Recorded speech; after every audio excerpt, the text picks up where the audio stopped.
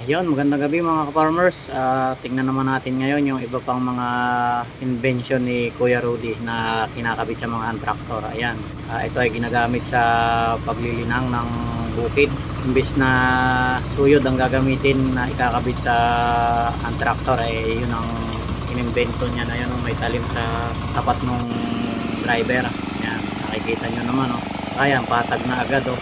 Pag pinaararo sa kalabaw tapos pinadaanan yan, binabad mo sa tubig yung lupa mo na inararo ng kalabaw at pinadaanan mo yan, patag na agad. Ayan, ganyan ka-efficient yung makina na yan mga ka-farmers. Hindi pa pagod yung nag-operator kahit na maghapon siyang magpaikot-ikot dyan, hindi siya mapapagod kasi nakaupo lang siya.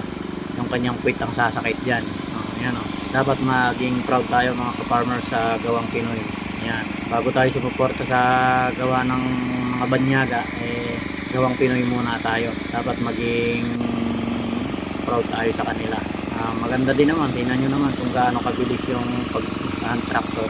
Alam nyo ako mga ka-farmers, pagka nakakakita ako ng mga gawang Pinoy na ganito, kahit na marami na akong nakitang gawa ng mga banyaga sa aktual na galing sa ibang bansa, manghang-mangha pa rin ako pagka sinabing gawang Pinoy. Talagang parang nakaka-proud, diba? At ito naman yung pangpatag na, kumbaga pagka yung tatanim na o kaya sasabugan na, ka-direct seed yung gagawin. Ito naman yung pampatag na kung tawagin dito sa amin ay floater.